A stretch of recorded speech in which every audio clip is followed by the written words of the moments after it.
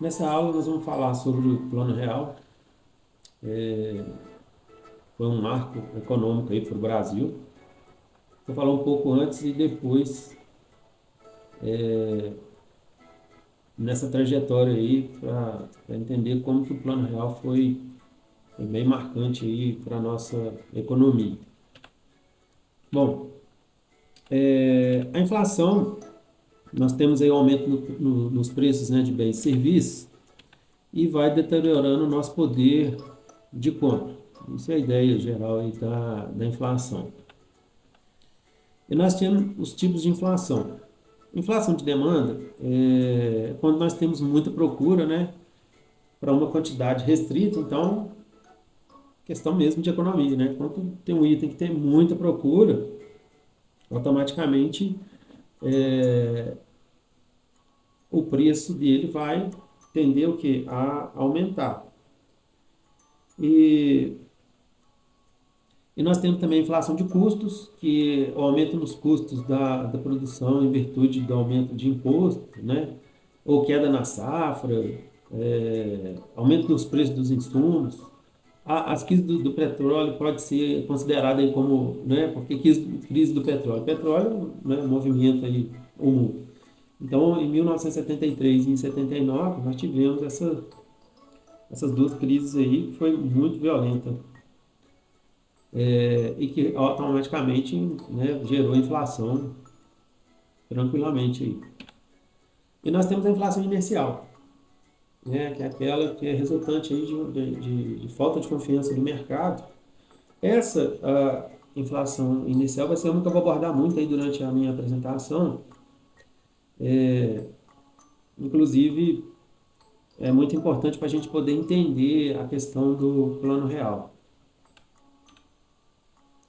Os índices de inflação têm, né, são medidos aí pelo IPCA e pelo INPC.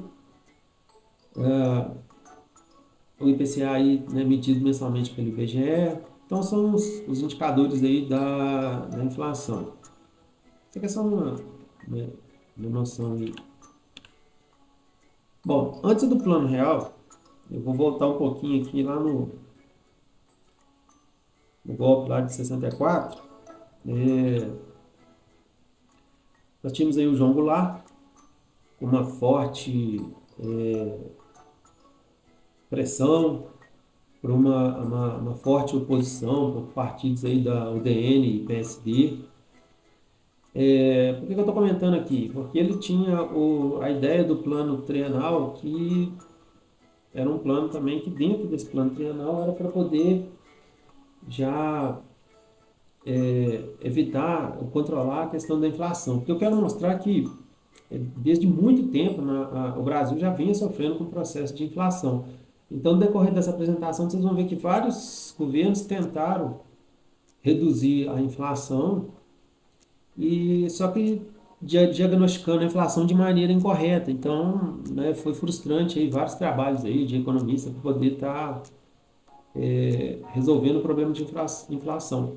E também algumas atitudes de determinados governos aí que, na verdade, só fomentou e aumentou muito a questão da inflação ah, ao decorrer dos anos aí. Então, o plano econômico do Jango, inclusive, estava dentro aí para poder trabalhar também a questão da inflação, ele não decolou. Nesse período também, os Estados Unidos já estavam apoiando, né, a oposição com relação ao João Goulart, né, e automaticamente ele é derrubado mesmo. Teve até a questão da operação Brother Sun, que é as tropas, né, as tropas, né, do movimento aí da Marinha norte-americana em apoio, né, à oposição aí a João Goulart. Eles vieram, né, até o litoral, mesmo para demonstrar a questão de força e de apoio à oposição com relação a João Goulart. O João Goulart, diante automaticamente dessa vitória aí, militar, o resultado para ele foi o exílio no Uruguai. Mas isso aí são só, não vou aprofundar muito esses detalhes não. Mas aí já foi por água abaixo um plano para poder tentar conter a inflação. Então o Brasil, né, sofre o golpe militar aí em 1964. Em 31 de março aí de 1964.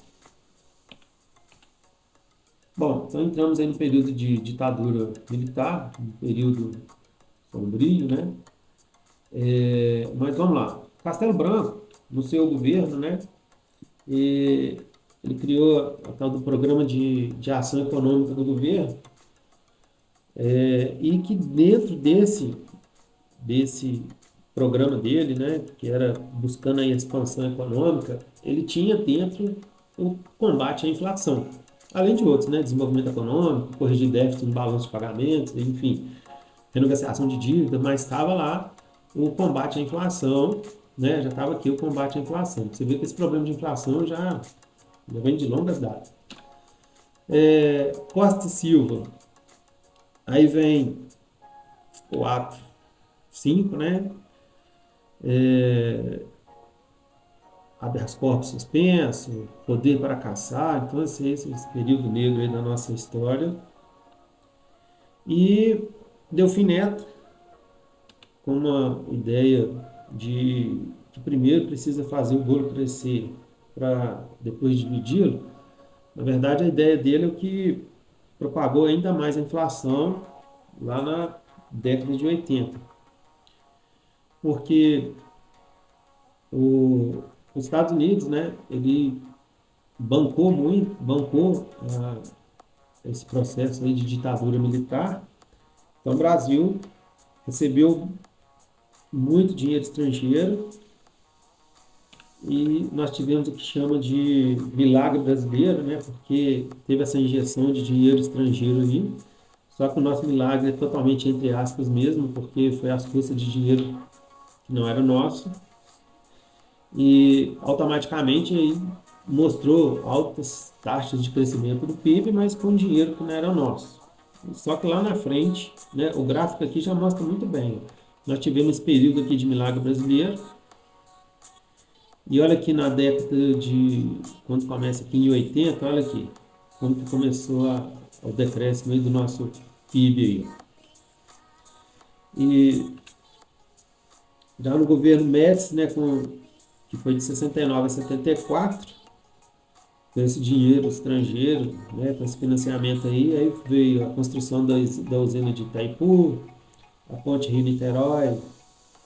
Outra coisa que foi muito utilizada aí nesse governo Médici é a Copa, né, de 1970, que foi enquanto as pessoas estavam, né, distraídas, empolgadas com a Copa, só que em contrapartida tinha pessoas sendo exiladas, assassinadas, então assim, até a Copa foi utilizada aí como fonte aí para poder esconder esse período negro aí da nossa história. Mas esse período aí de milagre brasileiro, vou até fazer um paralelo aqui, ó. Por exemplo, com a Segunda Guerra Mundial, nós tivemos o milagre japonês, eles se reestruturaram depois, né, das duas bombas lá, Hiroshima e Nagasaki. E nós tivemos também a questão do milagre alemão nos anos 50, mas todos esses dois milagres são milagres aqui, altamente sustentáveis, né? É bom a gente relembrar aqui também o Plano Marshall. O Plano Marshall foi uma injeção de ajuda dos Estados Unidos para a Europa, mas com segundas intenções, porque na verdade ele queria era evitar o crescimento do comunismo. Então essa Segunda Guerra aí também foi utilizada aí para poder nesse processo de recuperação desses países, né, os Estados Unidos entrou para poder continuar aí a propor esse capitalismo, né, esse domínio aí do mundo. Bom, mas por que eu estou comentando isso aqui? Porque o milagre alemão e o milagre japonês, como eu já havia dito, são milagres sustentáveis. E são milagres que buscou que são países que intensificou muito a questão da educação, né, da tecnologia. Então, assim, eles desenvolviam muito a questão da educação. E automaticamente, né, você vai adquirindo novas tecnologias com esse avanço aí na educação. Automaticamente você vai ter novos cientistas, né, novos pesquisadores. Então, é o que aconteceu com esses dois países. E o nosso milagre brasileiro foi um milagre à custa de empréstimos, né, de tecnologia importada, porque a gente fez tudo o contrário que o milagre alemão e o milagre japonês. Isso e essa situação aqui vai gerar um impacto muito forte na nossa inflação na década de 80. Então, nesse período nós tivemos aí, né, arroxo salarial, depois que você pega muito dinheiro emprestado, só que seria uma situação que não é sustentável, em algum momento a situação vai virar, né? E aí vem também a questão da crise do petróleo de 1973. Então, isso tudo foi, tudo esse conjunto essa parte histórica que eu estou demonstrando, que eu estou apresentando, todo esse conjunto aí foi tudo impulsionando a nossa inflação, que a gente vai ilustrar daqui a pouco na década de 80, que o Brasil passou, né? Geisel também, em 74 até 79, continuou no ritmo de crescimento, com ritmo de crescimento econômico. Aí veio o segundo choque de petróleo, de 79, né? Figueiredo, de 79 a 85, aí já foi um período. Vem quando ele. Né, tem um destaque aí no período dele aí, que é a sanção à lei de anistia, né?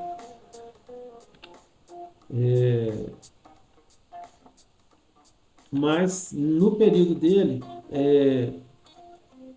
já veio essa questão, né, da anistia, igual eu comentei, aí veio os primeiros presos libertados e tudo mais, mas no período, logo depois desse período, nós temos aqui, que nem esses últimos governos militares já estavam suportando mais, porque consumiu todo aquele dinheiro que tinha, como não era sustentável, então eles não conseguiram manter. Então, automaticamente, uma hora a gente ia ter que pagar a conta, né? Aí a gente paga essa conta justamente aqui na década de 80, que é a que a gente chama de década perdida. Também, aí a nossa dívida externa bruta em bilhões de dólares, olha aí, de 64, olha lá em 84 como que está a nossa dívida, então a gente tinha uma dívida externa altíssima, e automaticamente isso gera inflação. Entramos numa fase de recessão.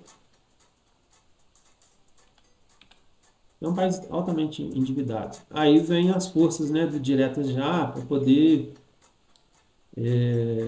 reverter esse governo militar. Então, nós tivemos aí a nova república, com esse, né, porque fraquejou o governo militar, porque acabou o fôlego deles. Aí nós tivemos aí a hiperinflação nos anos 80 e início de 90. Aí essa maquininha famosa aí, ó, que ela remarcava preço o tempo todo, às vezes um produto sofria mais de duas alterações de preço dentro de um único dia. Aí tem as manchetes, né? A inflação agora de 87 passa dos 400%. Então, enfim, aqui foi um período, né? Então era sempre noticiada a questão da superinflação. As famílias sofriam muito e a inflação ela atinge geralmente, na sua maior parte, as famílias mais humildes, são as famílias são, né, a classe de pessoas que é mais vulnerável à inflação porque ganha pouco e a inflação deteriora o valor do dinheiro. Então eu gosto de colocar essa parte aqui do freezer por duas coisas. Primeiro, o valor do freezer, né? E o valor que, se você comprasse ele dividido lá, 5 vezes de 60.450, ele era 159.900, né? E porque nós estamos trabalhando na época do Cruzeiro, enfim. Aí nós temos um aumento aí, ó, aproximadamente de 89% do item. Olha como que aumentava. Você vê o que, que o Plano Real trouxe para nós, né? Hoje, se você fizer uma compra dessa, você não tem um aumento nesse nível, né?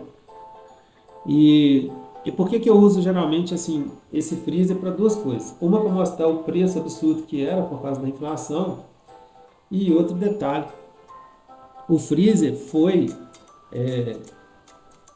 muito utilizado nessa época justamente porque as pessoas não tinham confiança na economia. Então, quando ela recebia o salário, como era deteriorado, então as famílias faziam muito estoque. Então, o freezer era muito comum para comprar carne, estocar carne, né? E vários produtos aí. Então, o freezer representa muito isso, essa questão do estoque, porque você não confiava na economia. Então, os preços alteravam muito, aumentavam muito, né? E se fosse comprar parcelado, vocês estão vendo aí o resultado, né? E aí vem as tentativas para deter essa inflação, né? O governo Sarney fez o plano cruzado, identificou a inflação inicial, porque o nosso problema era a inflação inicial, porque é a falta de credibilidade, né? Que a economia não passava credibilidade nenhuma. Só que os caminhos que eles fizeram não foram os melhores. Por exemplo, era muito comum nessas políticas, igual o Sarney fez, do congelamento dos preços. Só congelamento dos preços e fez um cruzado igual a 1.000 cruzeiros. Tá? O, um dos grandes problemas aqui nesse plano cruzado foi justamente o congelamento dos preços. Porque você congela um preço,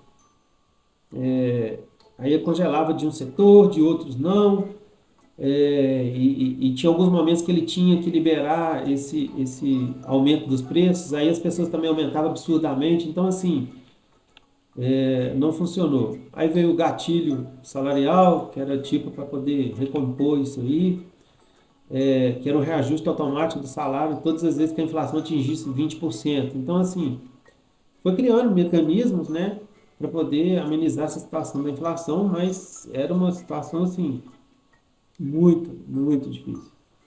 A inflação estava muito alta. Aí o Sarney criou a tal da tabela da SUNAP, que tinha uma tabela, e nessa tabela tinha os preços, e ele impulsionou até a própria população a ser os seus fiscais, né? Aí tinha, né, lançou o tal, eu sou o fiscal do Sarney. Alguns estabelecimentos ficou interditado pela SUNAB, porque quando eles não praticavam o preço que estava na tabela, então o mercado ele era fechado. Foi uma situação muito difícil, e sem contar também que o que acontecia? Como as pessoas não acreditavam na economia, então as pessoas, né, eu já falei até a questão do freeze, tudo, as pessoas compravam muito. Então foi muito comum você ver prateleiras vazias, né? Faltavam as coisas. Então, no congelamento dos preços despertou um consumo excessivo. Alguns produtores não queriam produzir com preço congelado porque era trabalhar com prejuízo. Teve gente que escondeu produção, escondeu gado, tem várias situações que aconteceram nesse período. As taxas de juros baixas, ao fazer os reajustes dos preços, abriu porta para a inflação, porque toda vez quando ele deixava, igual eu comentei, né, quando ia tentar, quando ele liberava reajustar o preço de um determinado item que estava congelado, aí os aumentos eram abusivos, né? Enfim, aí veio o Cruzado 1, Cruzado 2, veio o plano Bresser, né, do Luiz Carlos. Aí veio de novo congelamento de preços e salários por 90 dias, ajuste fiscal, juros elevados. a criação da unidade de referência de preço, né, para reajustar o salário após o descongelamento, calculado como a média, né, trimestral do IPC, desvalorizou a taxa de câmbio para poder incentivar as exportações. Então, assim, essa prática do congelamento de preço aí isso foi uma das principais causas que não dava certo esses planos que eles tentavam. E sem apoio, né, do próprio governo no congelamento dos preços, né, aí a inflação voltou a subir, porque esse congelamento aí não era o ideal econômico, que resolveria a questão da inflação. Plano Verão. Veio também essa mesma ideia de congelamento. Aí quando os preços foram descongelados, né, aí voltou a inflação extremamente alta. Aí veio o governo do Fernando Collor, né, o titular lá como caçador de marajás. Aí veio o plano Collor 1, que promoveu a abertura de mercado. Então, isso aí é uma coisa que o Collor deixou para nós, né? Essa abertura de mercado, reduzindo lá as tarifas alfandegárias, né? Então, gerou concorrência. Era um governo que incentivava as privatizações, voltou a moeda para o cruzeiro, demitiu funcionários públicos, fez o confisco das poupanças e contas correntes bloqueadas de 70% dos ativos financeiros do país. Então, o que acontece? Esse confisco foi também um caso muita gente ficou enlouquecido nesse período, porque ele confiscou as poupanças, né, e contas correntes. Então, esse bloqueio aí dos ativos financeiros do país foi muito alto. Aí veio o plano Collor 2, congelamento dos preços das mercadorias e dos salários, aumentando as tarifas públicas. Qual foi as consequências? Redução da economia, obviamente, né? Emissão de moedas para pagar funcionários públicos. Isso aí é uma das coisas que alimenta extremamente a inflação, é quando você emite moeda para pagar alguma coisa para o país, alguma dívida que o país tem. Porque você aumenta o número de moeda no seu mercado e com esse aumento de moeda, o que acontece? Aí vem a questão das duas palavras que movimentam a economia, demanda e oferta. Então, automaticamente, você desvaloriza seu dinheiro, então você alimenta a inflação. Aí teve empresas entrando com processo para desbloquear o dinheiro que estava confiscado e inflação na alta de novo. Então, veio o período aí do impeachment, né? Que o Collor sofreu. Aí o Itamar assumiu. Bom, aí nós chegamos no período do Itamar, com a presença aí do Fernando Henrique. Então, nesse período veio o ajuste fiscal, combater o déficit público, né, com o uso do Fundo Social de Emergência, a implantação da URV. Então, aí sim o nascimento aí do Plano Real, porque a URV é a Unidade Real de Valor, no período de 1/3 a 30/6 de 94. Então, foi fixado os preços em URV com atualização diária e tirou o caráter inicial da inflação, porque o nosso problema é a inflação inicial.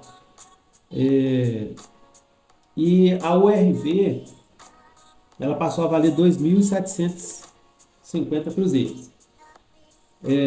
A implantação mesmo do real foi 1/7 de 94. Então, uma unidade real de valor era igual a R$ 1, tirando a mentalidade inflacionária. Então, na verdade, o Plano Real ele foi muito mais psicológico do que... Porque a inflação inicial é causada por quê?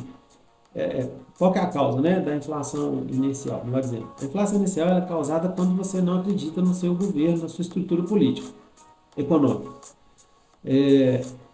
Então, aí as pessoas saíram igual doido comprando. Quando viu que o real ele tinha esse poder e que ele não sofria essa variação igual ao cruzeiro, no cruzado, no período do Sarney, por exemplo, não tinha essas oscilações. Então, apresentava ser uma situação mais forte. Então, e a ideia de que R$ 1 valia US$ 1, né? Então, a gente ficou ancorado lá no dólar, que é até o que eu acabei de comentar, né? Então, aqui, a âncora cambial era o RV igual US$ 1. Então, só que isso aí, né, utiliza muita reserva em dólar do país. A taxa Selic é atrativa para o capital estrangeiro, então a taxa Selic é a taxa básica dos juros aí. Aí a economia cresceu pouco, algumas empresas exportadoras quebraram, aí é aquele negócio, o Plano Real ele ajudou muito, ele estabilizou muito a situação, mas automaticamente sempre tem alguém que vai perder, e nesse caso foi as empresas exportadoras, porque como a gente estava com R$ 1 igual ao dólar, é, na verdade você impulsionou que, imagina, as pessoas quando compra muito da gente aqui, porque as moedas lá fora estavam mais valorizadas que a nossa. Como a nossa começou a ficar equiparada ao dólar, então, as empresas exportadoras, nesse momento, né, quebraram mesmo, foram à falência. Aí aconteceu privatizações para poder atrair o capital externo e gerar reserva, né, que o país estava gastando muita reserva, porque você manter US$ 1 a R$ 1, qualquer oscilação você tem que intervir, ou seja, você tem que aumentar a quantidade de dólar no mercado e reduzir a do real. Então são jogadas aí, né? Beleza, pontos positivos. A estabilidade da moeda, a imagem externa positiva, a gente ficou com uma boa imagem aí. Melhor programação das despesas relativa à desconcentração de renda. Então, na verdade, por isso que eu falo que isso aí foi um fator muito mais psicológico do que propriamente econômico. Porque essa estabilidade, as pessoas não saíam agora correndo mais para poder comprar e montar aqueles estoques absurdos, deixar faltar, né? Comprar todos os itens do mercado e tudo. Então, e essa sensação de que R$ 1 era igual a US$ 1, essa sensação de poder e tal, então assim, deixou a população mais tranquila e quebrou essa questão da inflação inicial. Em 1999, nós passamos a ter o câmbio flutuante. Por que o flutuante? Porque quando você trabalha de 1 para 1, era muito oneroso para a nossa reserva em dólar, né? Então, no regime de câmbio flutuante, as condições de mercado de câmbio, né, a oferta e procura por moeda estrangeira, determinava a taxa de câmbio que flutua livremente. Então, ele deu um fôlego aí, né? Então, essa é a ideia do flutuante aí. Aqui eu estou apresentando algumas moedas as moedas, né, que nós trocamos aí no decorrer dos anos aí, de acordo com as políticas econômicas e até chegar no Plano Real, que foi uma das melhores coisas que aconteceu para nós, porque gerou essa estabilidade econômica. Se você observar aqui, ó, a situação aqui, aquilo que eu falei bem no início da apresentação, antes do Plano Real e depois do Plano Real. Olha aí como nós temos a situação e como que depois aqui de 95, ó, né, como que a gente estabilizou aí a nossa questão da inflação, né? Olha para você ver o nosso nível de inflação. E a inflação é muito importante que né, seja qual governo for, que trabalhe muito a questão da política fiscal. A política fiscal ela é fundamental para a gente manter essa estrutura porque um dos maiores inimigos do plano real é a inflação. Se você não controlar ela, você vai se perder no plano. Então, eu sempre comento que o que é mais importante nesse momento, nós temos as políticas, né? Monetária, que é uma política que tem uma agilidade mais. Porque você mexe no juro, então automaticamente já tem um retorno mais rápido. Mas só que a política fiscal é extremamente importante porque ela é mais concreta. Ela é a política que você vai ter o controle do orçamento, né, a organização financeira do país. Então, a política fiscal é de extrema importância para a gente continuar tendo uma inflação e não voltar aquele período negro aí que nós tivemos aí na década de 80, né? Então, olha aí como que esse gráfico representa bem aí até 2018 aí. Então, muito obrigado aí por estarem assistindo essa aula. Espero ter contribuído aí para o conhecimento de todo mundo aí.